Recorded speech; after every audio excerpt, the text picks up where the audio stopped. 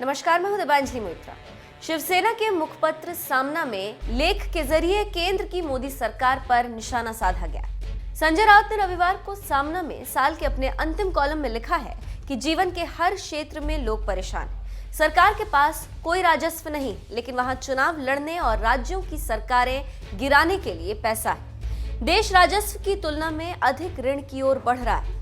अगर इस स्थिति में प्रधानमंत्री शांति से सो सकते हैं तो ऐसे में सराहना की जानी चाहिए। संजय राउत ने अपने कॉलम में आगे लिखा, विजय वर्गीय ने कहा है कि पीएम ने मध्य प्रदेश में सरकार गिराने में अहम भूमिका निभाई।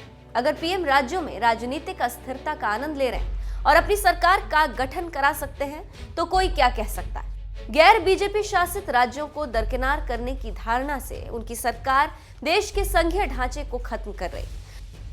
मध्य प्रदेश में कांग्रेस की सरकार गिराकर बीजेपी की सरकार बनी।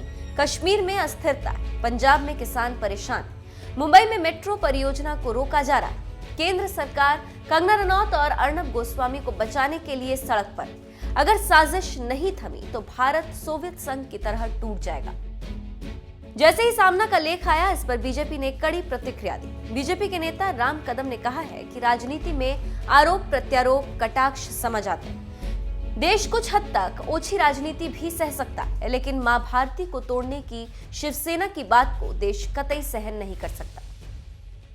राम कदम ने इसे शहीदों का अपमान बताया और कांग्रेस के पूर्व अध्यक्ष राहुल गांधी और राष्ट्रवादी कांग्रेस पार्टी के अध्यक्ष शरद पवार के मौन को लेकर भी सवाल खड़े।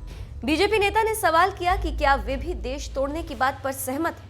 तो आप समझ सकते हैं कि शिवसेना और बीजेपी में दुश्मनी किस कदर बढ़ चुकी। देखना होगा कि आगे शिवसेना इस पर क्या प्रतिक्रिया देती है और फिर बीजेपी क्या पलटवार करती। ये तो आने वाले समय में देखना होगा।